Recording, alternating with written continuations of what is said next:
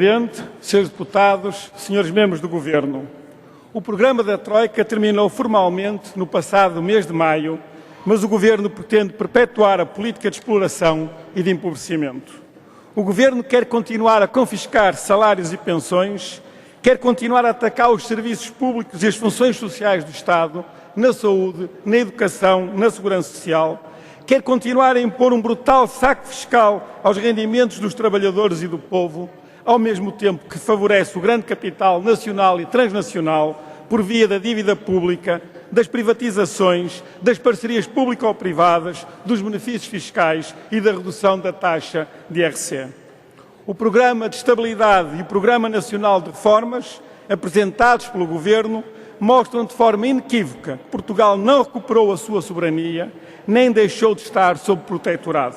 Pelo contrário, os mecanismos em vigor no âmbito da chamada governação económica, aliados ao Tratado Orçamental, mantêm e aprofundam a submissão do nosso país às exigências da União Europeia e do Diretório de Potências comandado pela Alemanha. O Governo enganou os portugueses.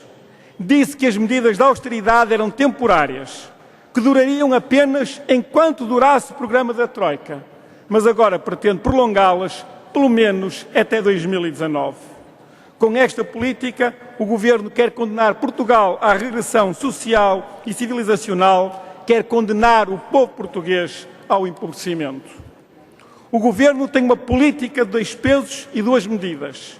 Afirma não ter folga orçamental para devolver aos trabalhadores e ao povo aquilo que lhes tirou nos últimos anos, mas tem folga orçamental para reduzir durante 6 anos consecutivos a taxa do imposto que incide sobre os lucros das empresas e ainda para eliminar a contribuição sobre o setor energético. Para o grande capital, para os senhores dinheiro, só facilidades. Para os trabalhadores, para o povo, a continuação dos sacrifícios. Também o PS anunciou ontem a sua intenção de prosseguir os mesmos pressupostos da política que conduziu o país à atual situação de desastre e declínio. Não só não rompe com esta política de direita, como se propõe mantê-la com este ou aquele acerto quanto ao ritmo ou ao modo de a concretizar. Senhora Presidente, Srs. Deputados, Srs. Membros do Governo, o PCP apresenta hoje uma alternativa à política de exploração, empobrecimento e desastre nacional, onde o Governo propõe a continuação da transferência de riqueza para o grande capital por via dos mais de 8 mil milhões de euros anuais de juros da dívida pública, o PCP propõe a renegociação dessa dívida nos prazos, juros e montantes, reduzindo significativamente os seus encargos anuais. Onde o Governo propõe a continuação da submissão às exigências da União Europeia, o PCP propõe a desvinculação de Portugal do Tratado Orçamental e dos mecanismos da chamada governação económica para recuperar e afirmar a soberania nacional. Onde o Governo propõe o confisco de salários e pensões, o PCP propõe a valorização do trabalho e dos trabalhadores. Onde o Governo propõe a reconfiguração do Estado, colocando ainda mais ao serviço dos grandes interesses económicos, o PCP propõe a defesa dos serviços públicos e das funções sociais do Estado.